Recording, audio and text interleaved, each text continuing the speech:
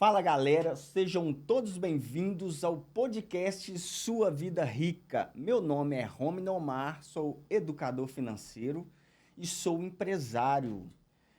Antes de chamar o nosso convidado, eu gostaria de falar dos nossos patrocinadores. Primeiro, nosso patrocinador é a RCA. Olha, a RCA, ela tem serviço de emergência e ela traz para você um serviço especializado em aberturas e se você perdeu a chave do seu carro, a chave da sua casa, você vai ter essa emergência em poucos segundos. O pessoal lá é excelente e trabalha muito bem. E outro patrocinador nosso aqui deste podcast Sua Vida Rica é Clarabella Cosméticos. Lá você vai encontrar qualidade em produtos para linha feminina e olha, nós temos declarações no nosso Instagram, Facebook, tudo sobre as qualidades dos nossos produtos lá da Clarabella e esses são nossos patrocinadores. Agora, sem muitas delongas, quero chamar aqui um convidado muito especial. É um cara muito top.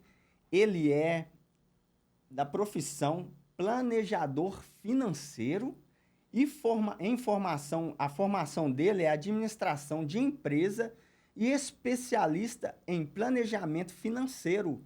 E eu gostaria de que todos aplaudissem o Daniel Coelho. Daniel Coelho. Aê! Obrigado pelo convite, Romini. Obrigado a todos que estão nos ouvindo aqui, prestigiando o podcast desse fera aqui. E é um prazer, estou à disposição para tirar dúvidas, para falar do mercado, informações, insights, como eu posso auxiliar todos os espectadores, tirar todas as dúvidas e trazer informações relevantes. Ô, Daniel, sim, pelo que eu tenho visto, a sua especialidade aí muito rica em investimentos, né? Então vamos começar, antes de começarmos nessa parte de investimento, que eu creio que o meu público, eles me pediram muito para estar abordando vários temas a esse favor, e eu gostaria que você não saísse do seu lugar aí, aumentasse o volume, sabe por quê? Porque nós temos vários insights aqui com o Daniel Coelho, ele é espetacular na parte de investimentos, que vai te ajudar. Você que tem alguma dúvida em relação a investimentos. Então, e ele é especialista também em planejamentos, né, financeiro.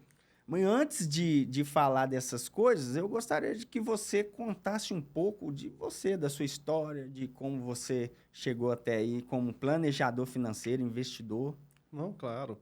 A minha história iniciou no Banco BMG, em 2004. Sim.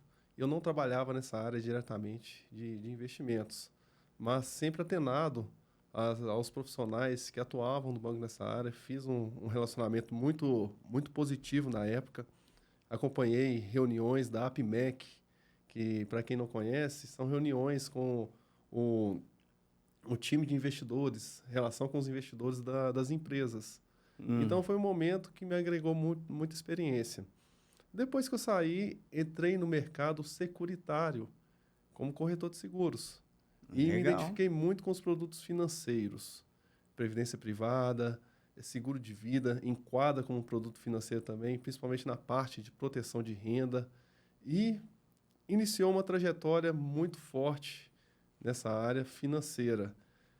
Houve uma evolução muito positiva, muito estudo e enquadrei minha profissão como planejador financeiro. Houve uma amplitude para oferecer melhores soluções para os clientes. Como assim melhores soluções? Fazer um trabalho no qual eu trago para o cliente uma situação de bem-estar, uma situação de ensinar a lidar com dinheiro. Então, essa situação de ensinar a lidar com dinheiro, ela traz uma satisfação muito grande para mim como profissional e traz também uma realização muito positiva para o cliente. Então, por isso que hoje eu tenho essa identidade, essa profissão de planejador financeiro, focando nos objetivos dos clientes. Falamos muito sobre investimentos. Por quê? Porque o pilar do planejamento financeiro é a independência financeira, é a pessoa, no futuro, viver da renda que o mercado financeiro pode proporcionar, independente da situação profissional, independente da situação de vida, é ter liberdade de tempo, liberdade de escolhas. Esse é o principal objetivo do planejamento financeiro. Então, por isso que nós falamos muito sobre investimentos, porque é através desses investimentos que as pessoas vão alcançar esses objetivos. E falamos de outras etapas também, que vamos transcorrer aqui, a parte de controle de finanças pessoais e outros pontos importantes. É isso aí, Daniel. O planejamento financeiro, ele começa como? Por que que eu estou fazendo essa pergunta? Porque tem muitas pessoas que estão nos assistindo, ela quer saber como, né, começa essa questão do planejamento. Até a gente chegar no investimento, tem que se planejar, não é isso? O primeiro passo no planejamento financeiro é um raio-x. Como assim um raio-x? É fazer um diagnóstico da situação financeira do cliente, com total ética, claro. Mas Sim. ali no diálogo com o cliente, eu vou identificando os pontos positivos, negativos, alguma questão que o cliente, a família, não consegue ter uma visibilidade, mas, no meu caso, como planejador financeiro, eu vejo ali alguns pontos que têm a possibilidade de ajustar. É entender esse raio-x, entender essa vida financeira do cliente. A partir daí, inicia-se o trabalho do planejamento financeiro, mudando muitas questões, Romney, só para colocar aqui para você, Sim. muitas questões que envolvem o planejamento financeiro, vai além dos números, não é somente contas, é muita questão mental, é muita questão de hábito de consumo, hábito de não investir, hábito de financiamentos, hábito de história passada. Às vezes a pessoa teve uma vivência baseada nos pais, positiva ou negativa. Então, até o planejador financeiro identificar esse quesito, ele tem que ter um período de trabalho junto ao cliente. Então, por isso que o planejamento financeiro não envolve somente investimento, como você disse. Ele envolve um diagnóstico muito forte que tem que fazer junto com o cliente, controlar toda a parte do orçamento familiar, controlar toda a parte de dívidas, cartão de crédito, para depois iniciar nessa fase de investimentos. Pois bem, realmente essa visão aí que você tem, né? Antes mesmo de ajudar as pessoas, é analisar, né? Porque é as crenças, né, que a gente tem desde antes com os pais da gente, que a gente pega de raiz, né? Sim, sim. Vamos dizer assim. E essas crenças são muito limitantes, né? Que barra a gente em muitas coisas.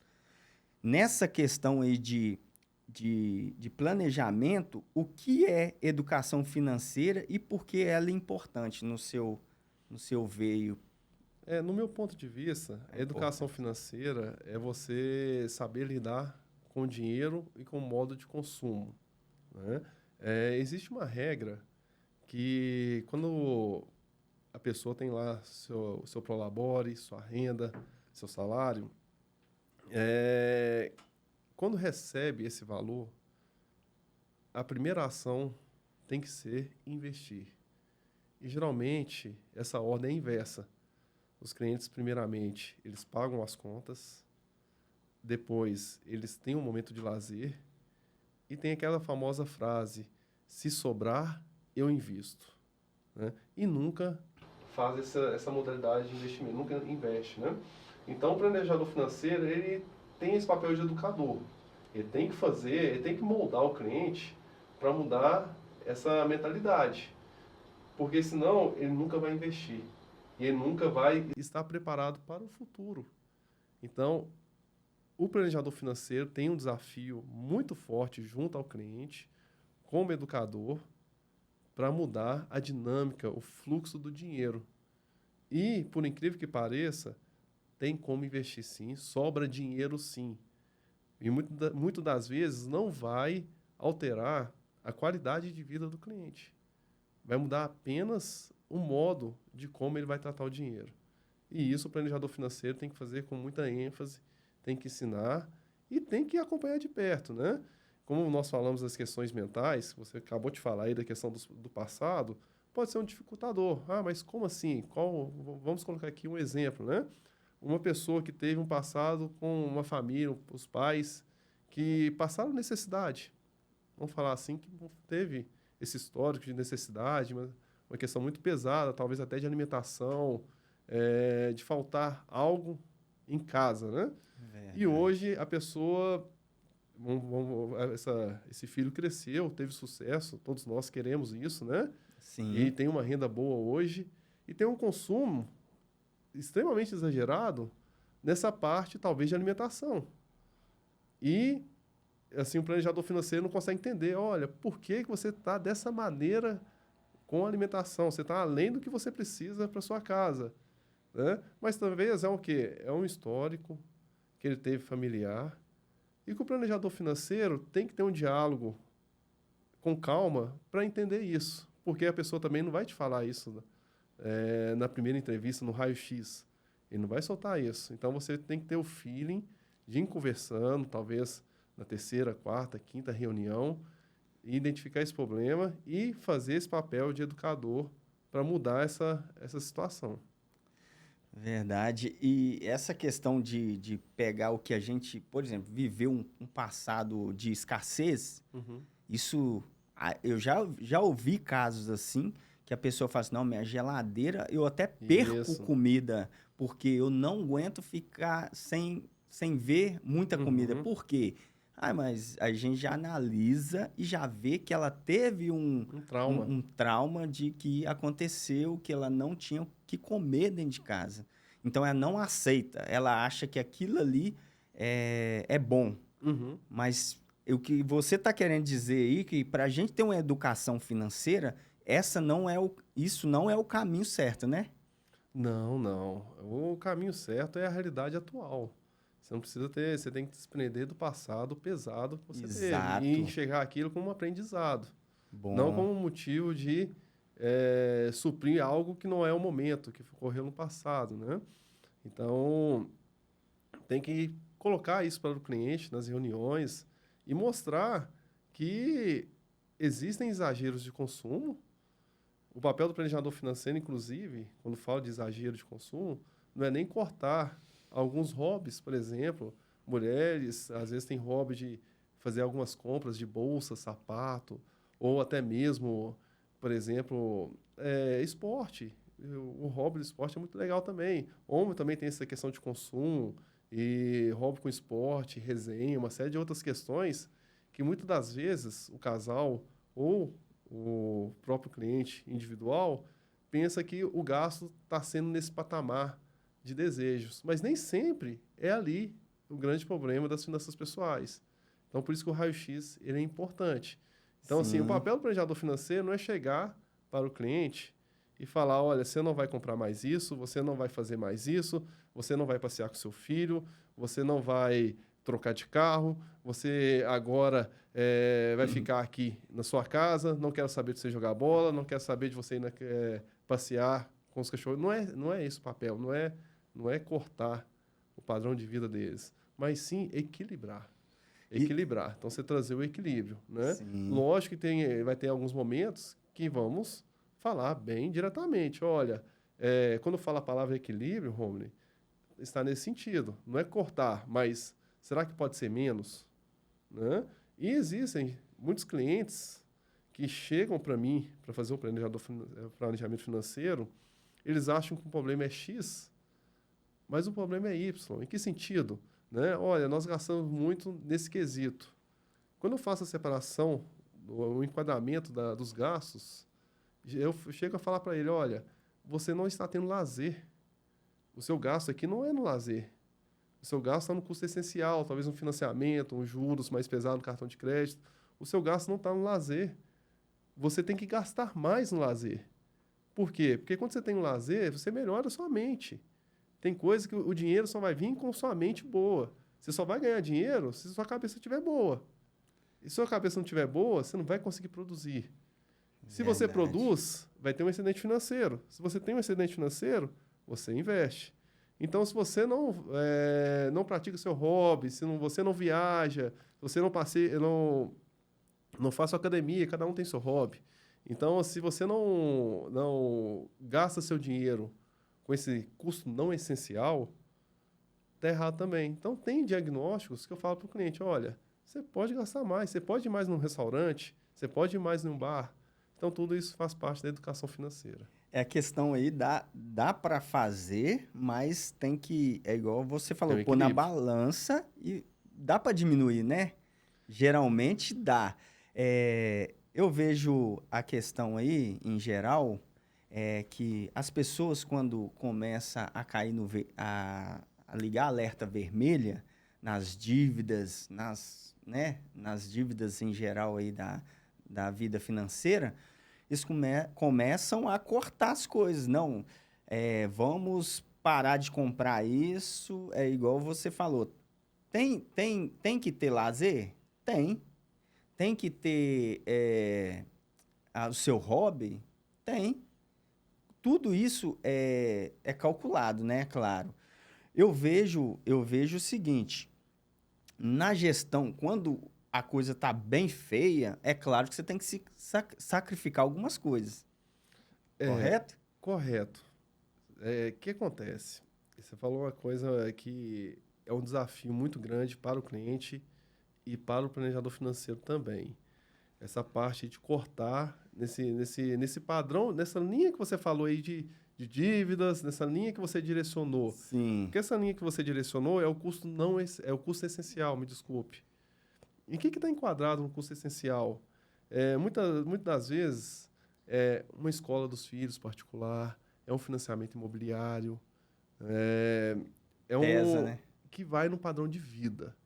Então, você falar para o cliente, olha, tira o seu filho da escola particular e vai para a escola do Estado, pública, né? Ele não vai fazer isso. Ele não vai fazer isso. Então, assim, às vezes a solução, às vezes o cliente financiou uma casa em 35 anos com um padrão muito acima do que ele tem de renda. Isso é um grande problema para resolver. E talvez o planejador financeiro, Romney, ele, me desculpa o termo, tá? Me desculpa, mas ele não é mágico. Sim. Ok? Então, assim, quando o cliente chega com um passivo extremamente alto, que está despactuado com a renda, não tem solução. Exceto se ele vai querer cortar, como se diz o termo, cortar na carne. Em que sentido? Ele vai sair dessa casa que tem financiada, que é muito mais, um padrão de vida muito alto. Ele vai abrir mão dela e vai para um lugar mais simples. Ele vai abrir mão do carro de 150 mil e vai comprar um de 30. Ele vai tirar os filhos da escola e vai colocar na escola pública. São questões que os clientes não gostam que fale. Inclusive, Sim. quando o planejador financeiro chega nesse ponto, corre o risco deles ficarem com raiva do planejador financeiro. É um tema muito complicado de falar. Então, assim, no raio-x, que é o que eu comentei com você, que é o processo inicial ali que a gente vai identificar, se está nessa situação, o planejador financeiro também tem que ter o feeling de talvez nem continuar, mas falar com ele, olha, ou então fazer a seguinte pergunta, você tem condições de aumentar a sua renda? Você fala assim, não tem condições de aumentar a minha renda. Então, às vezes não tem uma solução também. Então, vai muito desse lado aí. Mas você acha que, na verdade, o papel principal aí é isso mesmo, tentar aumentar a renda. Porque o nível de vida que está vivendo é menor do que as dívidas, né? Ele está com um padrão de vida maior do que a renda, né? Isso. Então, assim, aí talvez teria que aumentar a renda. Exatamente. Então, assim, se não consegue, o certo é ser real. Cair na real, pô. A partir de hoje, reúne a família, porque geralmente as coisas que acontecem é assim. Reúne a família, fala assim, ó, tá acontecendo isso aí, nós tem que ter começo e fim. Uhum. Essa luta aí, né? Sim, sim. Por exemplo, vamos nos organizar, você vai, nós vamos sair dessa, vender o carro, Uhum. voltar um carro mais barato, vamos tirar a criança da escola particular só por um período. Uhum. Difícil, né? Olha, é Para um quase pai, impossível, tá? Eu, para para um ser pai, para sincero, uma minha mãe, experiência, você não tiraria. não é que eu Assim, que não tiraria, eu não tive nenhum cliente que esteja disposto a ter essa regressão de padrão seu de vida, não. Eles, quando teve esses episódios, trabalha mais, corre atrás isso, mais, é a isso, opção. isso. O cliente fala, olha, Eu prefiro me eu vou, matar. eu vou trazer mais renda. Mas, inclusive, eu penso isso para mim também. Eu também tenho um filho. Sim, E se eu chegar ao ponto de ter que tirar ele da escola particular, nada contra o estudo público. público, tá? Uhum. Inclusive, eu tenho parentes que estão acima da média, estudaram em federal, vindo da escola pública. Não tem nada contra, né? Mas hoje as crianças, meu filho tem 7 anos, né? Então, a questão de socializar também é muito importante. Então, a questão da criança estar ali fazendo sua socialização e já tem ali a turma da escola, vou usar assim, que às vezes é muito positivo, tira ele do celular, põe em brincadeiras mais positivas, né? E já tem um padrão de estudo ali, você tirar e põe outro padrão que você não conhece, né? Eu não faria isso, eu gostaria de buscar mais renda. Então, Sim, assim, agora tem outros fatores que dá para trabalhar mais com os clientes, quando a gente fala do passivo, em que sentido? Talvez a compra do mês, ela está ali no custo essencial. Às vezes o cliente gasta 3.000 de conta do mês e o pod consegue reduzir para 1.500. É um exemplo, né? já pesa menos, né? Isso, né? Hoje tem energia limpa, a questão da conta de luz, consegue aí fazer uns cadastros e Reduzir. reduzir um pouco na conta de luz. Então, assim, tem alguns fatores do custo essencial que você consegue. Agora, outro perigo é quando a pessoa também utiliza o cartão de crédito como renda complementar, né? Então, aí também já consegue controlar, mas é um risco também, porque os juros é muito alto. Então, tudo isso, a parte do passivo, ela tem que ser muito bem trabalhada com o cliente na parte de educação financeira. Nó, muito bom. Esse caso aí, eu parei para pensar aqui, hein? Sobre essa questão da pessoa ter que... é sacrifício de abrir mão e tal. Questão de família. Eu vi você no Instagram. Você tem uma... É legal, eu vi você e seu filho lá. Você tem uma vida legal que é de você brincar com sua criança lá, um menino, né? Bacana. Você... Eu vi você também de bicicleta, fazendo corrida, seus hobbies, né? Sim, sim. Isso aí é necessário para que a gente também tenha um equilíbrio emocional para até ter uma vida financeira equilibrada para também ter uma consciência de todos os ângulos da vida da gente, tanto financeiro, profissional, espiritual. Eu estou tirando esse aproveito seu porque eu estou lembrando aqui o seu caso familiar, que você pode dar um exemplo muito grande para a gente. Porque muitas das vezes, nós estamos falando de pessoas que às vezes está apertado.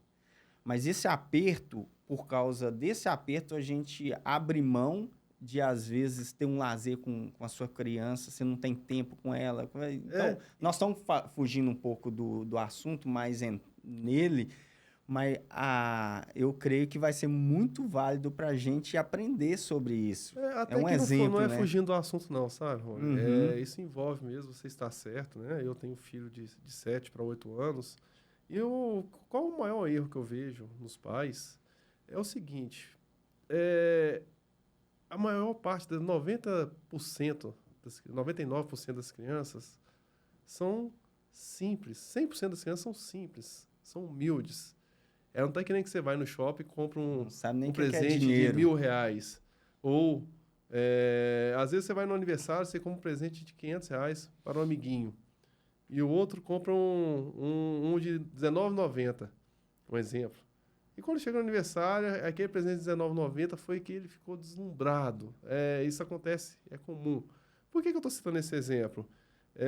Não quer dizer que você tem que gastar para brincar com seu filho. Hoje você tem opções, você pode ir na praça, você pode sentar com ele no chão da sua casa.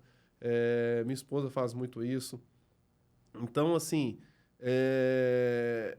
a falta de dinheiro não é motivo de você não brincar com seu filho. E o maior beneficiário dessa brincadeira é você mesmo.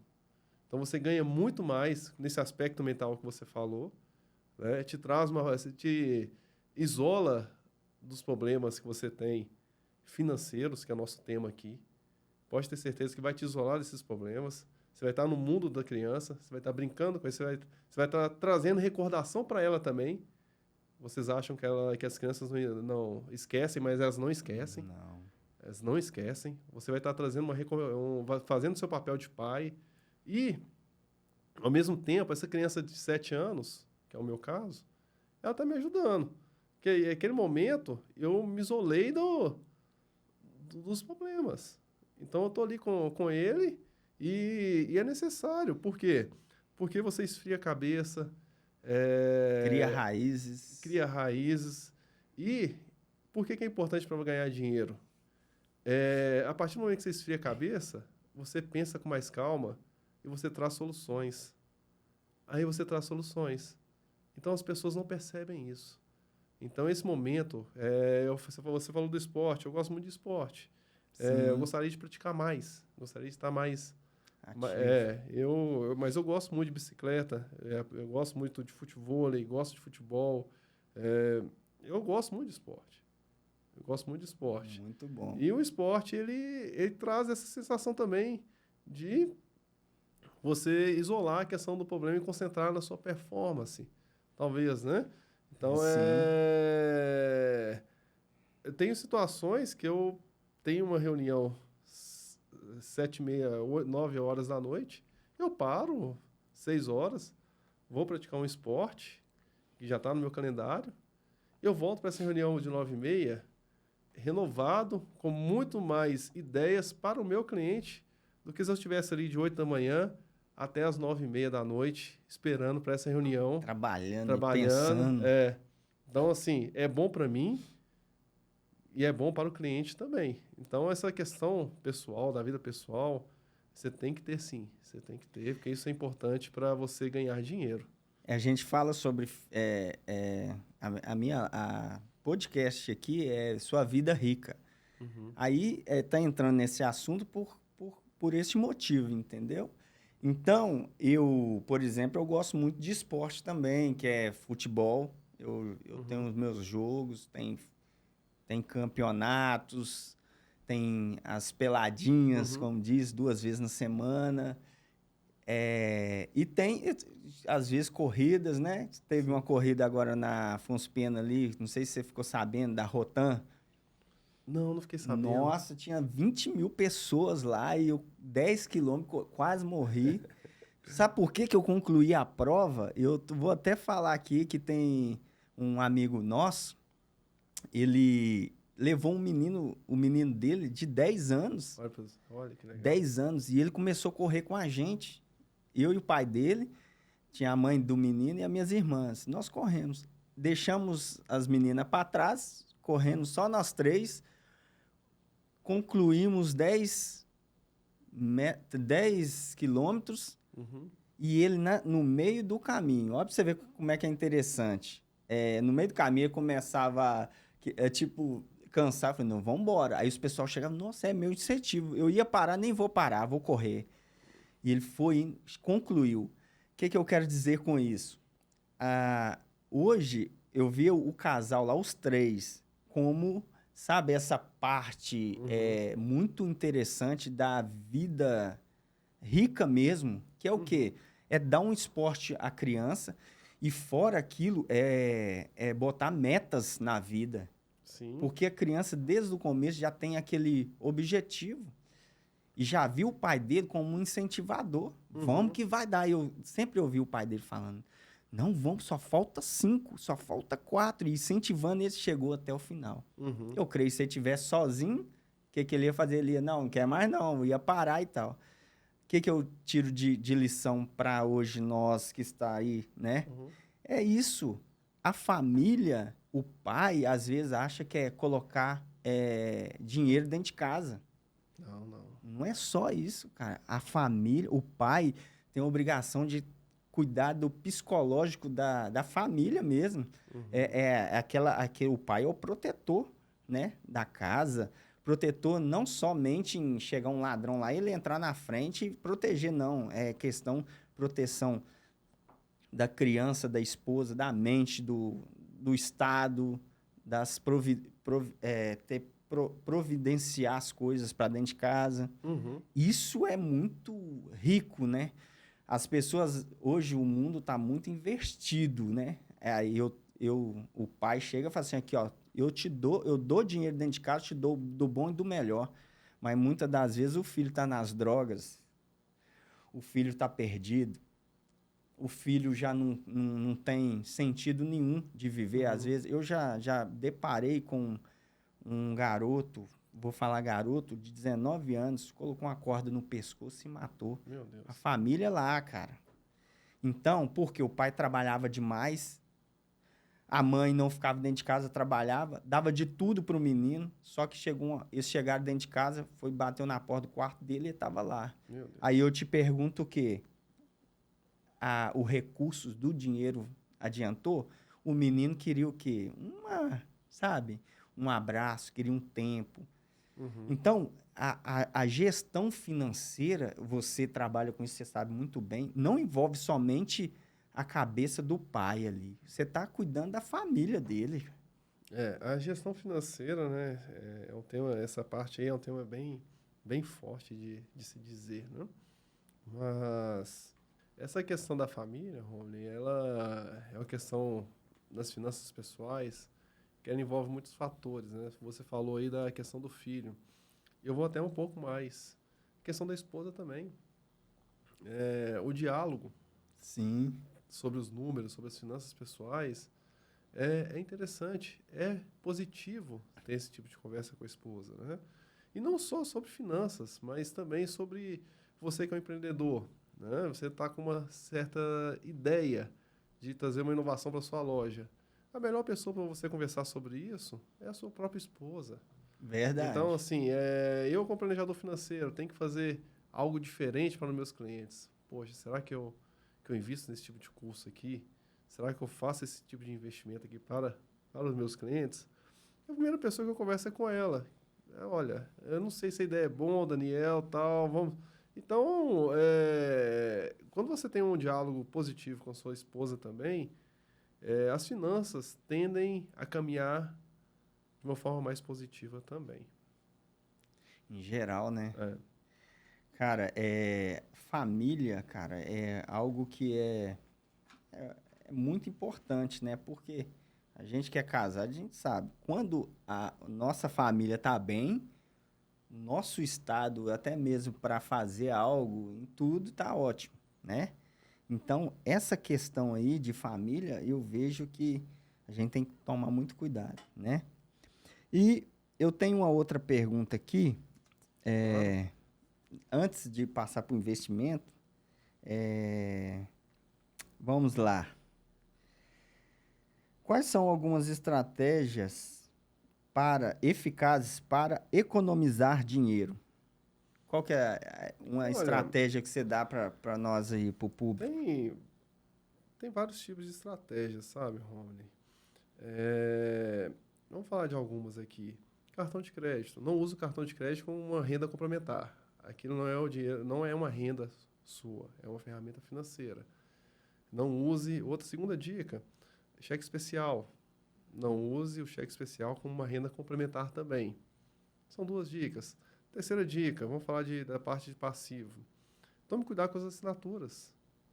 Então, às vezes, o cliente tem ali uma assinatura Netflix, Disney Plus, vamos falar assim, umas 5. Globoplay, vamos falar ali, umas 5 assinaturas que ele fez, além de outros tipos de serviços, né? Mas ele utiliza um serviço. Ah, Daniel, ok, mas é R$19,90, é R$29,90, é um valor muito baixo. Olha, pega esse valor e soma ele anualmente, para você ver o tamanho da economia que você vai ter. Além Verdade. disso, pense de uma maneira diferente. Pega esse valor e invista ele no longo dos anos, para você ver a diferença que vai dar no seu caixa. Então, essa é uma outra dica, cuidar com as assinaturas. Quarta dica, muito importante, a compra por impulso, Rony. Então, cuidado com a compra por impulso. Cuidado com aquele chamado do Instagram para você comprar naquele momento, ou aquela ida no shopping, com gatilhos mentais. Em que sentido? Nossa, eu trabalho tanto, então eu mereço. Isso é um gatilho mental do consumo. Tipo assim, eu vou me pagar. Eu trabalho para Eu me vou comprar. me pagar. Então, assim, tome cuidado com esses gatilhos mentais. Isso pode trazer um grande problema para você. Então, pensando em mais algumas dicas aqui. Essas são algumas, né? Sempre tem metas de gastos para o fim de semana, é outro tipo de dica. Né? Metas de gasto para o fim de semana. Todo dia cachorro-quente, hambúrguer, restaurante. Então, não é para cortar, mas tente equilibrar. Você falou de restaurante. Né? Quando você vai uma pessoa que tem uma característica de almoçar fora todos os dias, ele almoça, ele toma um suco, não estou criticando, não tem problema algum, ele gosta, ok? Come a sobremesa. Tem que ser todos os dias? Tem a possibilidade de trazer uma comida de casa? Isso é muito comum, Sim. É até mais saudável. Né? Então, assim, isso são economias que isso faz parte do planejamento financeiro e são dicas. Tudo isso são dicas. Aí temos outras dicas que, pensando um pouco aqui, vai surgir. Mas são inúmeras dicas para economizar que é factível. Basta uma mudança. Pois é, cartão de créditos. Né? Você falou de cartão de crédito. Agora, quem sabe usar o cartão de crédito é benefício, né?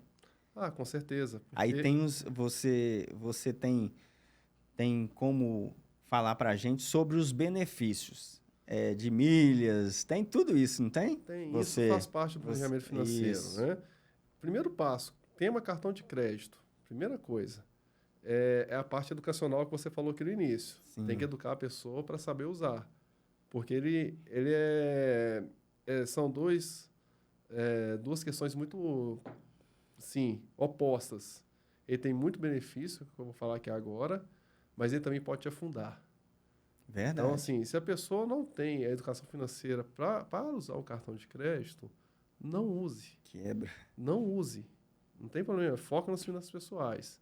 Mas, se o cliente conseguiu passar por uma educação financeira e sabe usar com consciência, ou seja, pelo menos ele paga 100% da fatura no final do mês, ele não paga o mínimo ou ele não deixa de pagar, se ele tem consciência ali do gasto no cartão de crédito, é uma grande oportunidade. Porque hoje você consegue transformar os pontos do cartão de crédito em milhas. Sim. Né? Aí o que isso tem a ver com o planejamento financeiro? Você consegue viagens mais baratas, trocando essas milhas por passagens e até hospedagens. Então você consegue fazer essa questão de economizar nas viagens. Além do mais, tem a questão que as milhas é dinheiro. Você consegue vender milhas. Teve essa questão, alguns meses atrás, da 123 Milhas, que é uma empresa focada nessa questão, né? Eu acredito que ela até voltou já a comercializar, mas... Ela tinha parado, né? por causa dessa questão que estourou no mercado. Sim. Mas eu consigo vender milhas para o Romney. O Romney consegue vender milhas para o José, para a Maria. Você consegue esse mercado de pessoa para pessoa. Então, mas dinheiro, como assim? Né? Você vai vender milhas para uma outra pessoa. Por que eu vou vender milhas para uma outra pessoa? Porque às vezes essa pessoa quer viajar, você não vai viajar, você acumulou muitas milhas. A passagem talvez seja lá R$15 mil, e você tem essas milhas suficientes e consegue vender para ele por R$10 mil.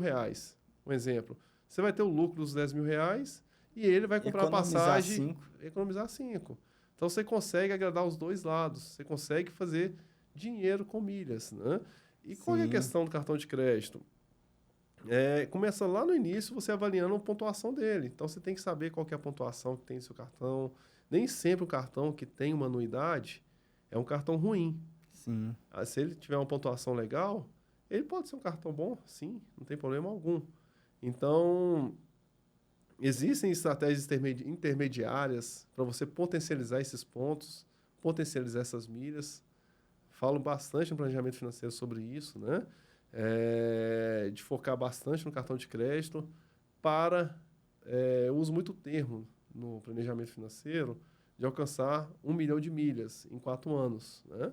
E são padrões de consumo aí, 2, 4, 5 mil reais no cartão de crédito por mês, que, montando a estratégia, consegue chegar nesse 1 milhão de milhas aí no futuro, né? Em 4 anos, que eu coloco para o cliente, né?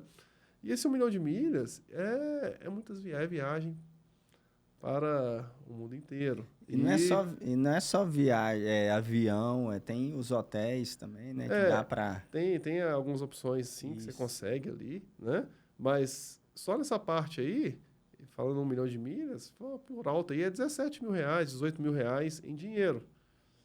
Então, vamos falar que a pessoa não tem excedente financeiro para investir, né? A gente fizemos um planejamento financeiro atual da renda dele, ele não está devendo, mas também não consegue ter excedente financeiro. Mas o cartão de crédito ele tem. É um investimento. Usa o cartão de crédito. Lá na frente a gente vende essas milhas e pega esse dinheiro e investe. Exatamente. Talvez você não vai viajar, mas vai investir. Mas se você não está tendo dinheiro para investir, você não vai ter dinheiro para viajar também para longas distâncias. Exato. Então, por que não usar as milhas para fazer parte do planejamento financeiro? A questão toda é disciplina. Disciplina e controle. Agora eu vou viajar dia 22 agora para São Paulo. Uhum. Aí eu fiz isso. Aí até a questão o rapaz trabalha para mim, até o Thiago. Aí ele estava lá pesquisando para mim, vamos procurar aqui. Aí pesquisou lá, você precisa de ver. Passagem saiu praticamente de graça para mim. Uhum. Aí já pegamos, se fosse olhar de passagem, eu ia gastar de avião, é muito dinheiro, assim, se fosse olhar. Economizei foi muito, entendeu? Se a gente analisar bem, igual eu estou viajando direto para São Paulo, esses cursos que eu estou fazendo, então ajuda demais. Agora, basta a pessoa, né, tem que ter alguém que saiba também fazer essa questão aí, né? Porque não é só chegar e entrar lá e... Você tem que ter o cartão certo, né? Que é a pontuação... Eu coloco para os clientes pelo menos 2,5 pontos a cada dólar ou a cada real gasto, né? É uma pontuação média interessante para o cartão de crédito.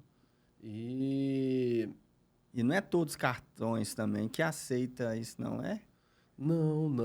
Tem os cartões específicos. Não. Tem vários tipos de cartões. Tem cartões que não pontuam, tem cartões que pontuam 1 ponto, então tem vários tipos de cartões. Por isso que tem que ter um conhecimento. Tem que ter um cartão melhor, né? Não, é muito top isso. Antigamente tinha um cartão Pão de Açúcar, né? O PDA, que era o mais famoso desse mercado, né? E ele pontuava a cada R$ 1, ele pontuava 1 ponto. Então era o melhor cartão, era vinculado ao Banco Itaú e foi uma febre, assim, mas depois eles mudaram a política de pontuação dele. Então tem essa questão que precisa acompanhar também, porque a empresa, a instituição financeira, ela pode mudar essa métrica de pontuação. Então é bom, pelo menos uma vez ao ano, ver como está. Olhar, porque se não mudou a métrica. Então, quando mudou essa questão do Pão de Açúcar, do cartão, do PDA, né? Mudou toda a dinâmica e surgiram outros cartões, né? Então aí o pessoal gosta muito do C6 Carbon, né? Do cartão C6 Carbon. Tá chegando o Banco Inter também para facilitar. Tem um programa que você assina, o Gourmet. Você pega um cartão Mastercard Black também. Nossa. E facilita. Restaurantes, esse negócio. Você assina, vai custar ali para você R$ 45 por mês, mas você tem acesso a um cartão que tem uma pontuação legal. Então, assim, Muito legal vale isso a aí. pena você pegar um cartão, outro exemplo, né? Que transfere pontos diretamente para milhas, né? Então, você tem um cartão lá, Itaú Tudo Azul, um exemplo, né? Uhum. Depende qual o objetivo, né? Geralmente, se for para você acumular milhas, ele não é tão legal, por quê? Porque ele queima algumas etapas anteriores, que são programas de fidelidade, que são estratégias de você acumular mais pontos e transferir para milhas, né? Ele já vai direto para milhas. Então, um grande segredo também é você transferir com ágil. O que é isso? Só para vocês entenderem. Se você tem 1.000 pontos, não é vantagem para você como cliente. Vamos pegar um exemplo de um programa de fidelidade de uma companhia aérea, uma Smiles. Não é vantagem você pegar 1.000 pontos no cartão de crédito e transferir para 1.000 milhas. Não. Você tem que transferir em momentos de promoção com ágil. Então, o ideal é que seus 1.000 pontos tornem no futuro 2.000 milhas. Que você Não. dobre. Então, assim, essas estratégias, quando o cartão ele é vinculado à companhia aérea, você queima essas estratégias, né? Então, tem muitas questões, sim, no cartão de crédito que o cliente pode tirar benefício. Pois muito tempo atrás, eu tinha muitos pontos no meu cartão, que eu gastava o cartão, só usava um cartão de um banco aí, e tanto que minha esposa usava os pontos, e era muitos pontos, e comprava. Falei, comprou isso aqui, eu comprei, é dos pontos do cartão e tal. Eu olhava assim, eu não sabia, muitos anos atrás, aí eu falei, não, deixava, né? Aí eu queria mandar até um beijo para ela. E ela, você precisa de ver, ela usava toda semana, tava comprando, né? Que as patoé, né? Que as panelas, esse negócio, só coisas que vai ficar lá, cara. Eu fiquei impressionado. Eu falei, aí depois, agora que a gente vai conhecer, eu falei, cara, por que que eu não juntei, não fiz uma Olha, viagem? É tudo, é tudo muito isso. comum isso. É muito Cara, comum, mas não é vantagem. não É é. muito comum, tá? Acontece. Você troca lá por um pula-pula, por um ferro de Nossa. passar roupa, Isso, uma panelas, panelas. né? A mulher ficou doida. Mas não é vantagem. Não financeiramente não é vantagem. Ou você troca por passagens aéreas, ou você vende essas milhas. Trocar por objeto, você pode ter certeza que você está levando prejuízo, né? Sim, Leva prejuízo. Em último caso, se você não tiver paciência para esse mercado de milhas, que eu acho que deve ter, porque isso é dinheiro, mas se não tiver paciência, em último caso, talvez cartões com cashback. É um último caso. XP tem um cartão com, se não me falha a memória, talvez 5% de cashback. Se não me falha a memória, né? Então, assim, é um exemplo. Então, o meu então quem não quer se aventurar nessa questão de milhas, pense aí no cashback, porque você tendo cashback, você pega o dinheiro do cashback e investe. Sim, Investe, sempre pensando em eu investir. tenho da XP e eu gosto muito de colocar gasolina mesmo. Assim, Gasolina é só, sim. entendeu? Só no posto lá, no meu cartão lá e eu tenho as E tem, vantagens, né? tem o cashback para você que vai para São Paulo, tem as áreas VIPs também, né? E tem acesso à Isso, a área área VIP. VIP Que que facilita muito a vida, né? você chegou lá tudo de É, graça. isso. Muito bom. Isso mesmo. Essa questão tem que saber, né? Primeiro tem que conhecer, né? Uhum, E depois usar. isso mesmo. É porque sem o conhecimento você vai ter o cartão, vai ter. Igual no começo eu tinha um monte de ponto, minha esposa usava para comprar panela e tava de boa. Eu Uhum. falava, não, é legal, eu nem sabia. Então agora não, saber, né, as coisas. Depois que a pessoa inteira dessa parte de milhas, tudo vai para o cartão de crédito, desde que tenha tido educação financeira. É tudo, é eletrodoméstico, é gasolina, é compra do mês, né? Então, toda essa questão focada na milha, né? Ela é positiva. Então, assim, você consegue aí fazer dinheiro com ela, sim. Então, É nós falamos verdade. muito no planejamento financeiro, talvez de uma renda passiva, né? Que às vezes o cliente precisa ter uma renda complementar. A questão das milhas pode ser um passo nesse caminho.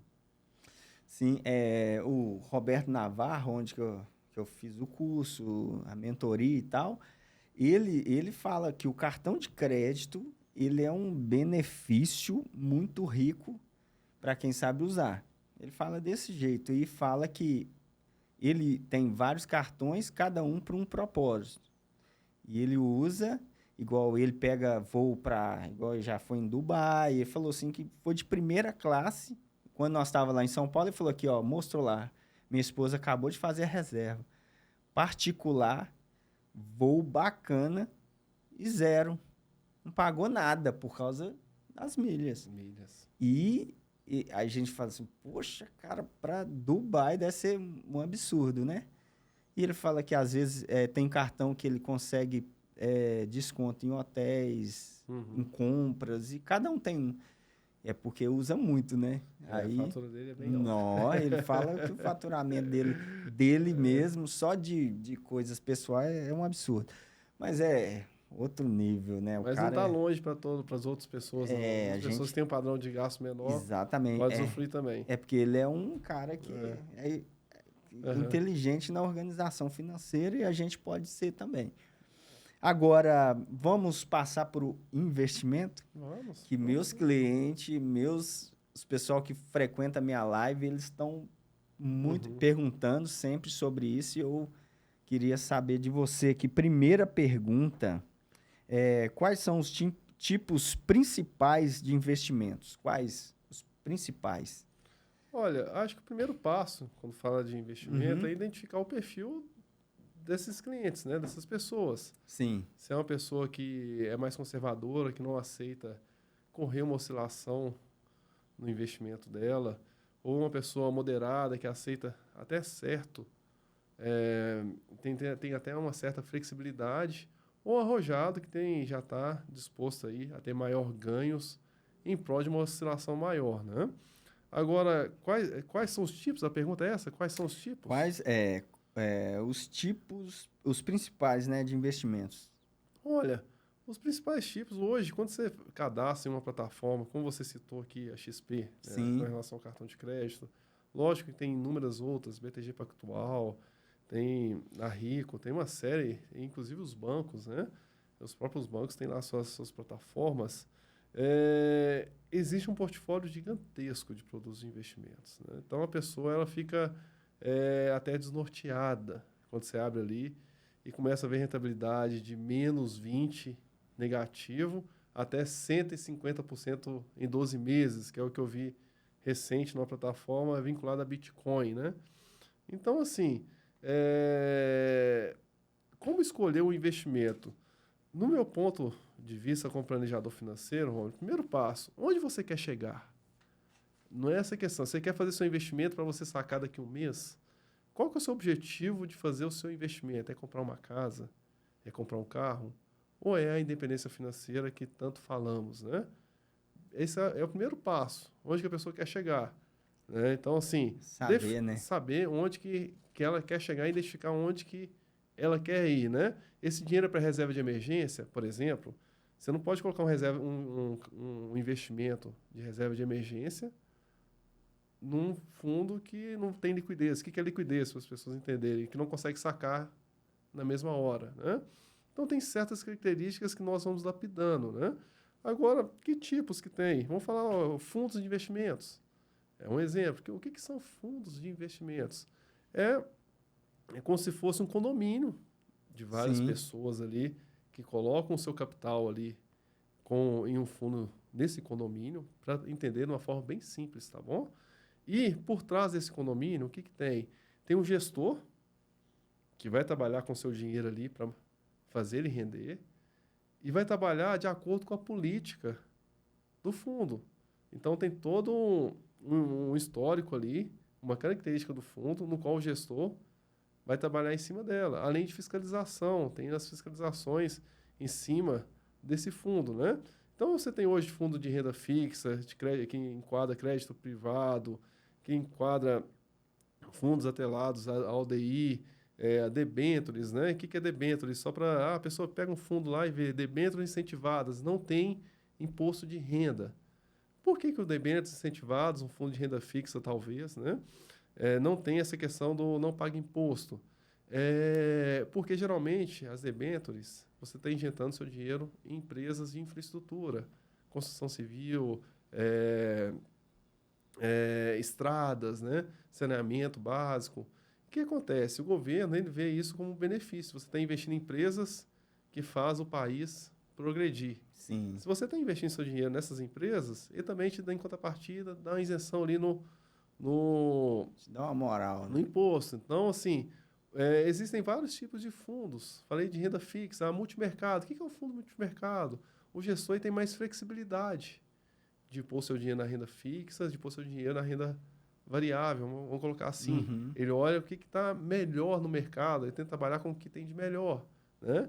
Nem sempre dá certo, mas ele tem mais liberdade.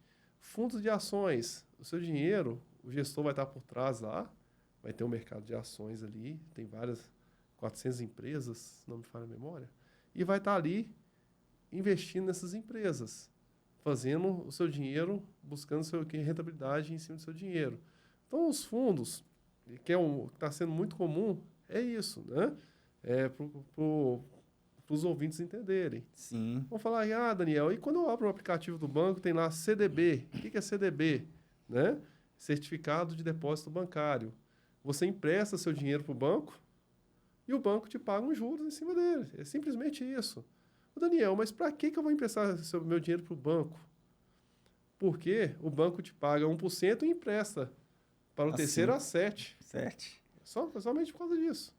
Então, assim, é enquadrado também como um investimento seguro. Tem o pré-fixado, pós-fixado, tem o que tem tem os dois juntos, né? Então, assim, o que a pessoa precisa entender quando fala de um CDB, por exemplo, vou colocar aqui para você, Romney. É muito comum a gente ver nos aplicativos. Eu estou pagando 100% do CDI. Sempre. Eu estou pagando 80% do CDI, estou pagando 130% do CDI. A pessoa, ela não sabe o que é isso. Não sabe o que é isso. Qual que é a dica que eu dou? A pessoa não precisa se aprofundar tanto no mercado financeiro. Utiliza uma ferramenta, sempre quando vê esse investimento, pensa sempre na Selic, na taxa Selic.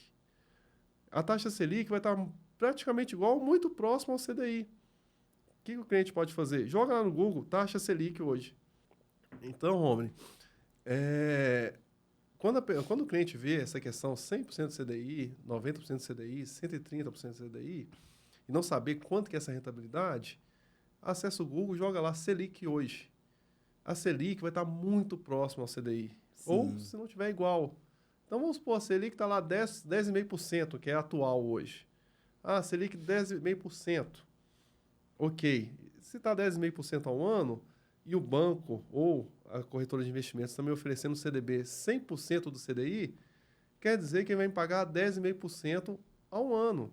Você está me oferecendo 90% do CDI, quer dizer que ele vai te pagar 90% de 10,5%.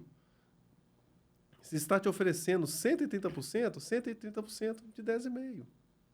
Mas, então, esse é uma ideia para os clientes terem em mente. Então, assim, o CDB tem a garantia do Fundo Garantidor de Crédito, né?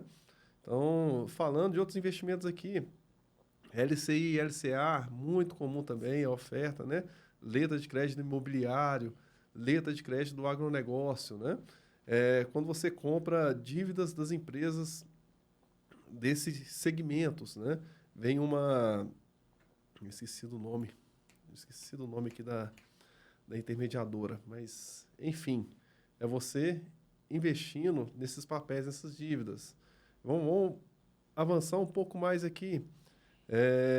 LCI, LCA, CDB, fundos de investimentos, ações. O que são já pensando em renda variável, né? Ações é uma parte. Você passa a ser um acionista minoritário de uma empresa. Sim. Você está investindo na empresa, você não investe na bolsa. Esse termo é errado. Você não investe na bolsa, você investe na empresa. Você investe na empresa que está listada Na bolsa. na bolsa. Então, quando você compra uma ação, você passa a ser um acionista dessa empresa. E tem vários tipos de estratégia de investimentos em ações. Algumas que eu não acredito, e não quer dizer que a minha voz é a razão, mas, por Sim. exemplo, day trade, eu não acredito. Não? Não acredito no day trade. Swing trade, que é a pessoa comprar na baixa em determinado tempo e vender, ok. Mas não é minha estratégia também, pessoal e com os clientes. Eu vou muito na estratégia de comprar ações para a vida. Em que sentido? Para tornar patrimônio. Eu não vou vender elas, vou receber os dividendos. Então, a minha estratégia própria é focada nos dividendos, que é muito baseada no Luiz Barsi, da estratégia do Barsi. Então, a minha estratégia pessoal e com o planejador financeiro baseia-se muito na vida do Barsi, na autobiografia do Barsi, que é essa estratégia. Então, assim, são vários tipos de investimentos que, inclusive, eu acredito que até um próximo podcast que a gente pode ir listando aqui na tela Todos. e falando todos, as pessoas podem ir perguntando. Então, ações, tem vários tipos de pensamentos para investir em ações, e é espetacular. Nos Estados Unidos, a criança nasce, o pai já compra ação para ela. Já compra ação para ela. Já é pro futuro, né? Já investe na ação. Então, assim, aqui no Brasil, tem que criar essa cultura. Não tem. Não tem. Então, tem que criar essa cultura. Outro tipo de investimento que é muito comum, previdência privada. Previdência privada, apesar de muitos profissionais do mercado financeiro falar mal, eu sou totalmente a favor. Eu acho espetacular. A previdência privada, ela te proporciona ali, você no longo prazo, ter uma independência financeira. Legal. Então, você tem que saber fazer o produto. E aqui, para os meus clientes que perguntam, às vezes, como começar talvez eles estão começando agora em seguros, R$50. É viável ou não? Claro que é viável. Por quê? Porque talvez o valor vai ser um valor muito baixo, mas a disciplina e o conhecimento que ele vai criar é para a vida inteira. Então, hoje ele vai começar com 50, mas lá no futuro ele vai estar com 150, com 300, com 1.000, com R$2.000. Sim. A questão é começar, criar a disciplina. Eu sempre falo isso mesmo, é a questão de começar, porque você não pode começar no muito, porque uma que não tem, vamos pôr assim, às vezes a pessoa não tem, mas começa com... E você tem perfil para todo tipo de investimento, você tem ali Você pode colocar, se a pessoa é conservadora, você tem o Tesouro Direto, que eu nem falei aqui, do Tesouro Direto também, que a pessoa consegue ali R$50 investir no Tesouro Direto. E ele é muito seguro, né? Na questão. Porque o Tesouro Direto é considerado o investimento mais seguro do país. Por quê? Porque você empresta dinheiro para o governo. E o governo é quem imprime o dinheiro. Então, esse é o conceito de segurança do Tesouro Direto. Ele não quebra, né? Ele tem muito dinheiro, aí não dá para quebrar. Então, e além do Tesouro Direto, você falou aí de R$50. O cliente que tem perfil recente, tem um exemplo aqui, um filho do meu amigo, de 14 anos, me perguntou que queria investir. Queria investir. Você consegue comprar ações hoje por... ações do Banco Santander hoje está R$27, do Bradesco R$13, Taesa R$35. Então, assim, até para renda variável você consegue começar com R$50. Então, a grande questão dos investimentos, Romney, é começar. Se a pessoa deixar para o futuro, deixar para amanhã, deixar para daqui 5, 10, 15, 20 anos... Não vai. Então, se você conseguir... o quanto antes começar, melhor. Agora, qual é o melhor investimento para quem está começando agora? Tem várias opções. Eu vou falar assim qual é saia da poupança. Vamos falar assim, saia da poupança. Primeiro, né? Porque, Primeiro, saia da poupança. Por que todo mundo fala isso, saia da poupança e ninguém explica? Então, eu vou explicar aqui agora. sim, Nós falamos agora há pouco da taxa Selic, né? Falamos aqui da taxa Selic, hoje está 10,5%. O que você precisa entender? Se a taxa Selic tiver, se não me falha a memória, 8,5% ao ano, tiver 8,5% ao ano, a sua poupança ela vai render 70% da taxa Selic, ou seja, 70% de 8,5%, 70%. Olha, eu posso estar errado no percentual, mas eu tenho quase 95% de certeza que é 70%. Tem que constar aqui. Mas 70% da taxa Selic. Então, vamos aqui. 8,5%. sim, Vai render 70% de 8,5% ao ano. Nos dias de hoje, a Selic está 10,5%. E quanto que rende a poupança? Quando está acima de 8,5%, ela vai render 0,5% ao ano, ou 0,5% ao mês, que vai dar uma média de 6% ao ano. Então, ou seja, seu dinheiro vai estar rendendo na poupança 6% ao ano. Fundos de investimentos que nós falamos aqui, tem fundos que você pode investir a partir de R$1, é um exemplo. Né? E tem sim, fundos que estão rendendo aí 12, 14, 15, 17% ao ano com uma segurança tremenda. Então, o que acontece? Para quem está começando, começa na renda fixa, pode ser por fundos de investimentos ou pode ser pelo Tesouro Direto. Começa por esses dois caminhos. o mais né? indicado. Mais indicado. Daniel, eu não sei fazer. O site do Tesouro Direto é bem intuitivo. Eu não sei investir em fundos. Observa o fundo de renda fixa, geralmente tem uma coloração mais clarinha, verde, um azul bem clarinho. Isso quer dizer que tem mais segurança. Não vai mais no vermelho ou nos escuros, não. Então, vai mais no renda fixa. Então, talvez você vai para o fundos ou tesouro. Depois você evolui um pouco mais. Sim, legal demais. Agora é o seguinte, para você, no caso aí a questão de, né, qual banco que você indicaria? Tem os bancos que é igual o XP, a Rico, que é próprio para investimentos. Mas, por exemplo, a pessoa, igual eu já tive um cliente que falou assim, ó, eu tenho um Nubank, e lá tem vários, e está surgindo, né?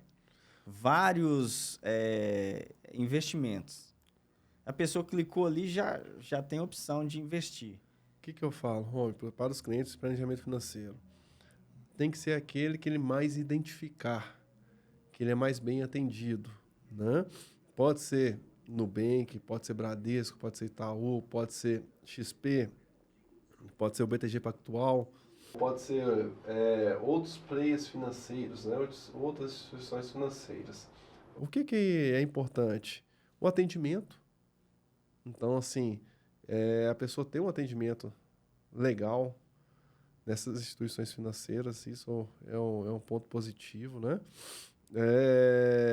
Verificar se não tem taxa para investir. Então, por exemplo, uma taxa para investir em ações, vamos supor, por ordem de compra, tem algumas que cobram lá R$4 por ordem, né?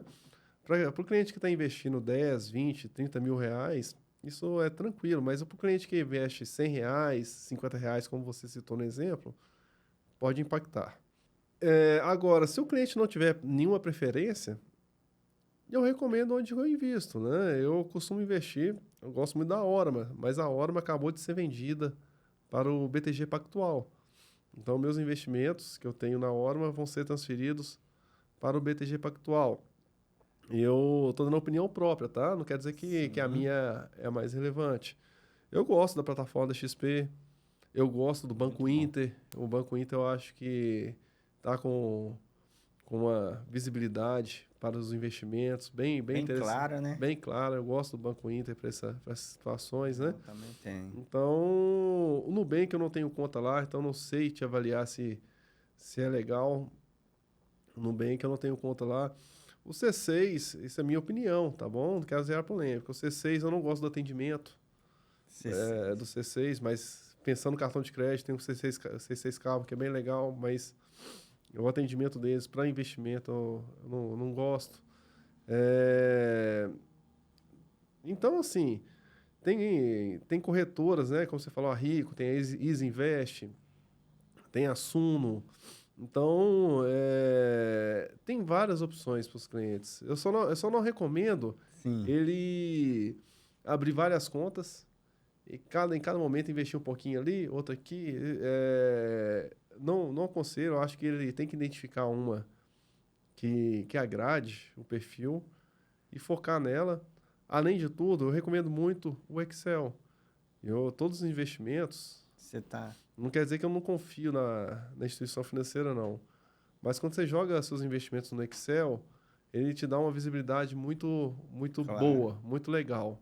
Então, além de estar lançado na plataforma, cria uma planilha Excel também. Para você, banco ou como é que fala? Corretora de investimento? Corretora. Eu prefiro as corretoras. Corretores. Por quê? Mix de produtos maior e atendimento melhor. No meu caso, a XP, eu estou fazendo propaganda aqui, Uhum. é tanto que eles me fornecem uma pessoa para me orientar todas as vezes. Um agente autônomo de investimento. Agente, exatamente. E lá está com vários, tanto que estão pegando pessoas para trabalhar lá dentro somente para atender os clientes em particular. Esse mercado de investimento é muito aquecido. Tá muito bom. Muito aquecido, né? Evoluiu muito, se for colocando aí 5, 10, 20 anos atrás, né? Então, era somente o gerente de banco, né? E isso mudou. Pelo próprio banco, né? Que causou essa mudança. No meu ponto de vista, negativo para eles, né? Porque antigamente, hoje você vai no banco, infelizmente o gerente ele tem inúmeras metas. Ele tem que vender capitalização, ele tem que vender consórcio, ele tem que vender financiamento imobiliário, tem que vender financiamento de carro. Não, tem que às vezes tem alguns produtos bons sim, mas o que acontece? Ele tem lá 18 produtos para vender. Acaba que ele não consegue ficar especialista em nenhum deles, né? Sim. Então, até para passar alguma questão de investimento para o cliente, torna-se difícil. É claro que esse, no meu ponto de vista, foi um dos motivos dessa evolução do mercado, né? Abriu portas para outros profissionais com gabaritados, né? Mas agora os bancos também já enxergaram, já faz alguns anos, né? E já remodelaram. Então, hoje você tem as plataformas de investimentos também, tem os profissionais focados em investimentos. Então, foi uma questão que mudou. Eu só não recomendo seguir a recomendação do gerente comercial. Nada contra ele. Pelo contrário, conheço muitos. Sim. Tive vivência com muitos do Bradesco. Nada contra eles, né? Mas, sim, com um especialista, talvez do banco, da área de investimentos, né? Entendi. Porque um produto mal feito pode arruinar a questão financeira do cliente. Agora, a gente vai mudar um pouco, falar sobre planejamento para aposentadoria.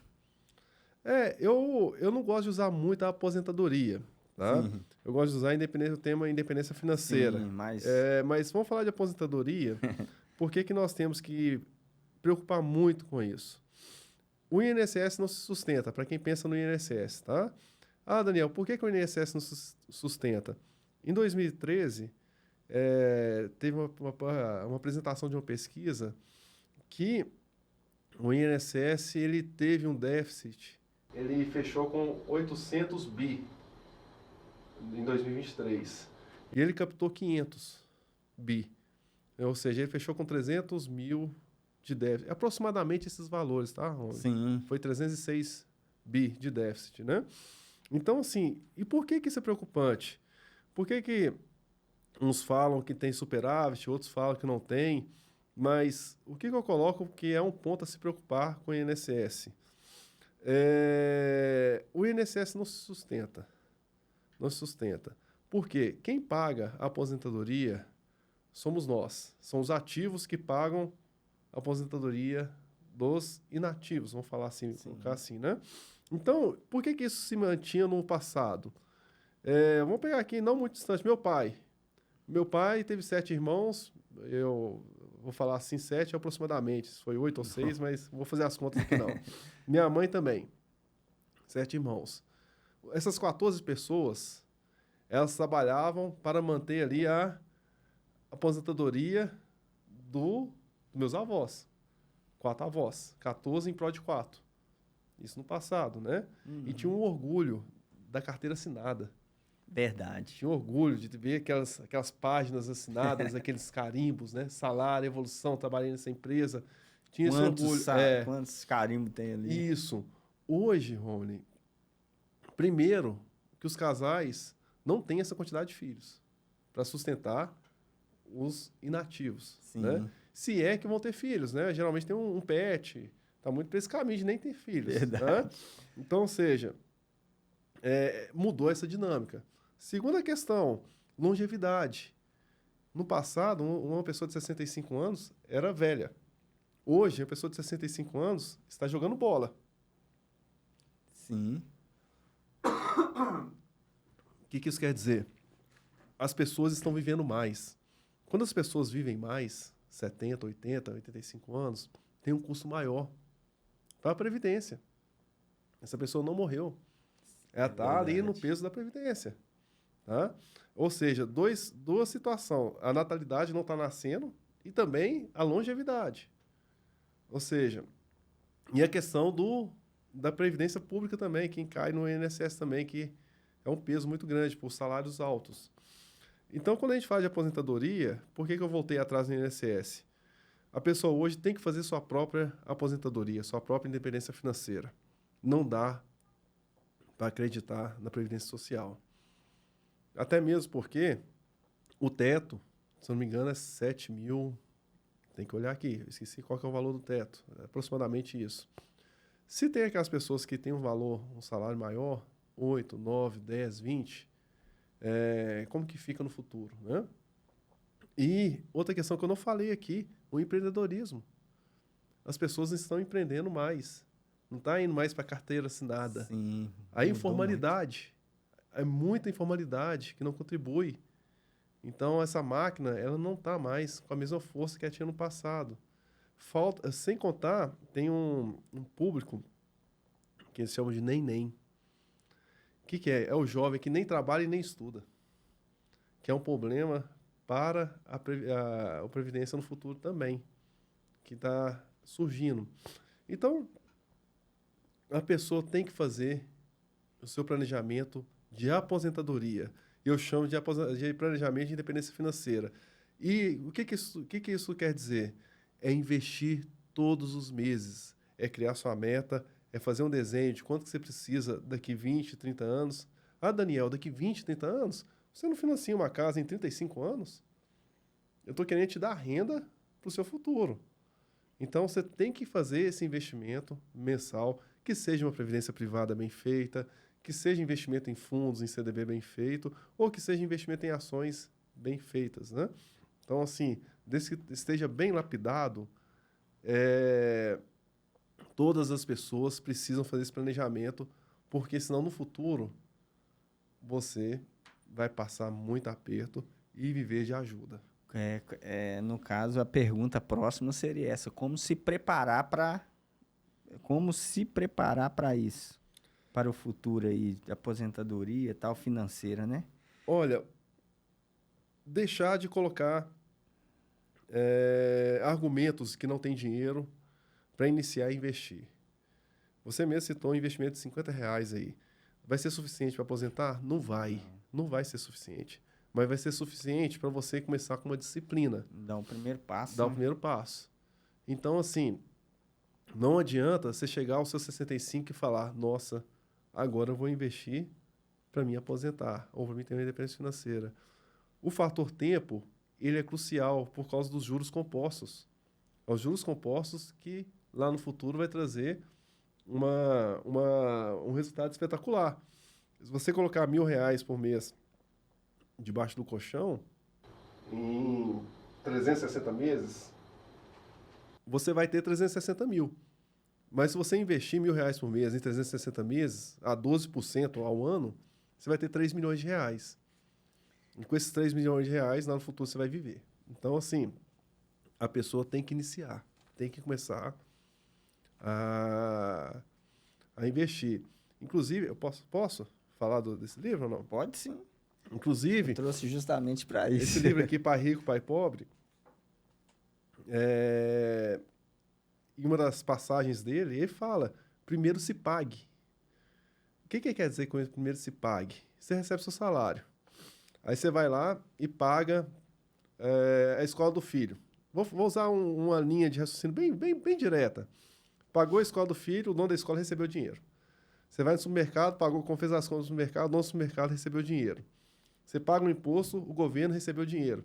Ou seja, você paga todo mundo e depois você pensa em se pagar. Às vezes não dá. Você tem que, primeira coisa quando você receber seu dinheiro, você tem que se pagar. É meritocracia, é seu trabalho. Então você se paga primeiro e depois você paga a cadeia restante. Sim.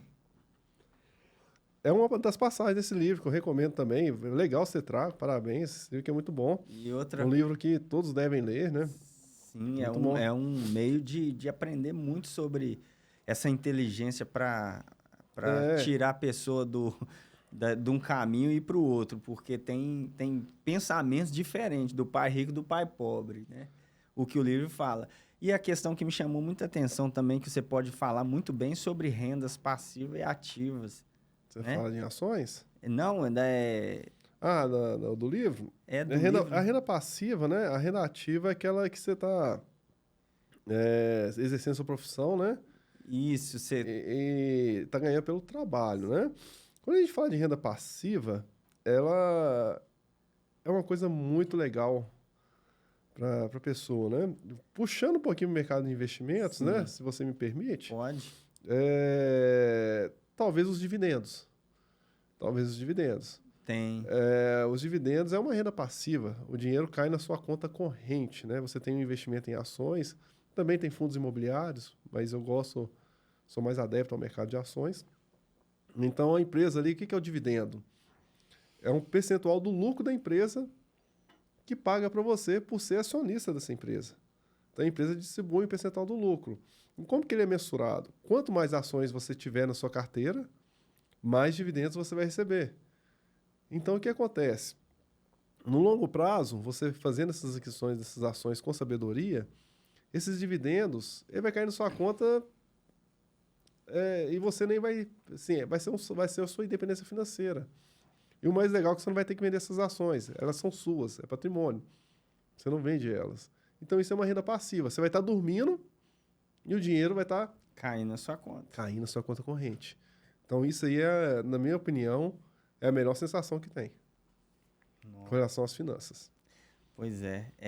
Em relação a livros, que eu vi que você lê muito, né? Uhum. Fala pra gente aí um livro que você indicaria para justamente essa questão aí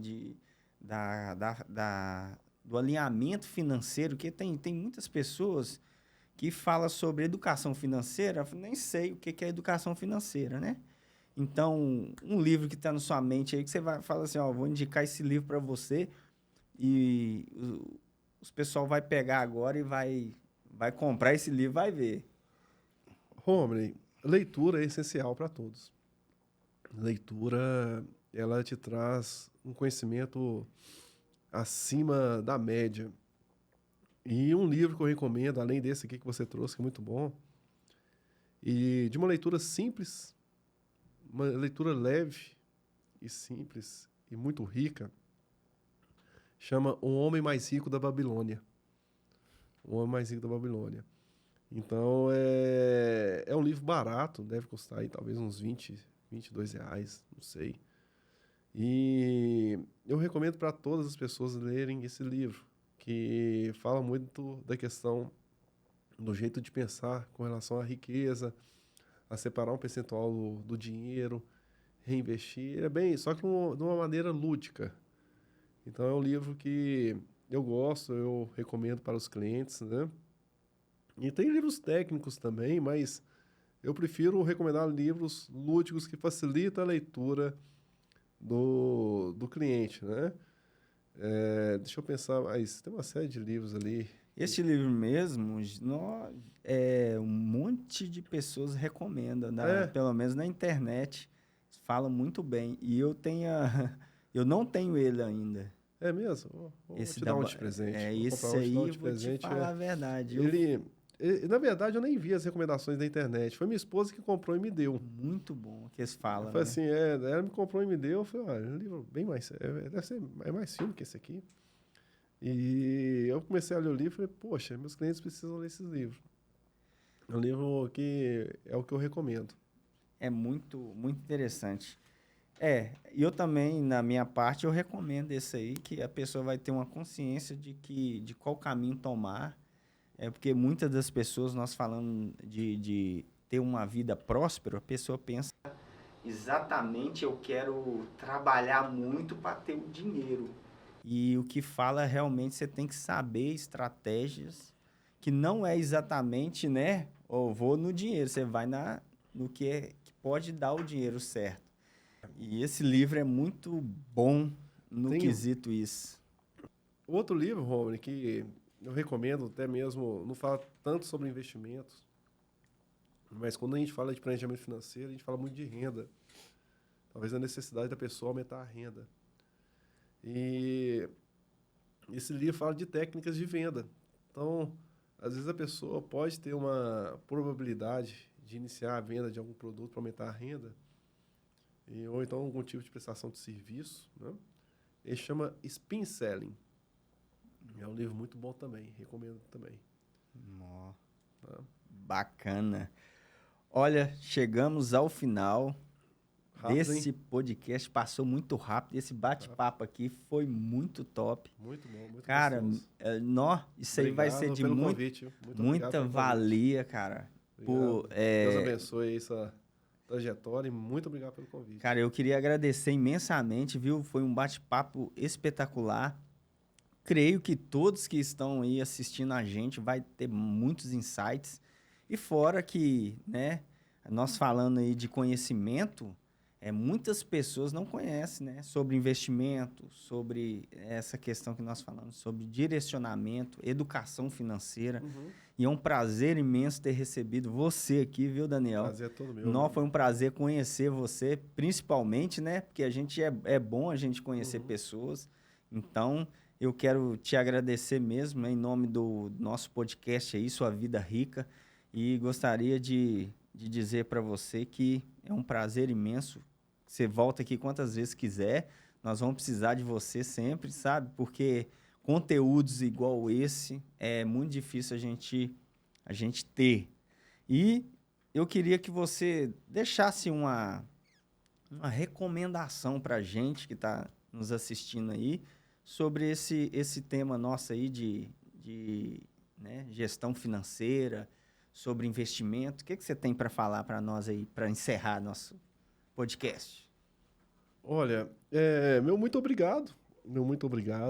A dica que eu passo para vocês é que realize o controle de suas finanças pessoais. E, principalmente, não deixe de investir.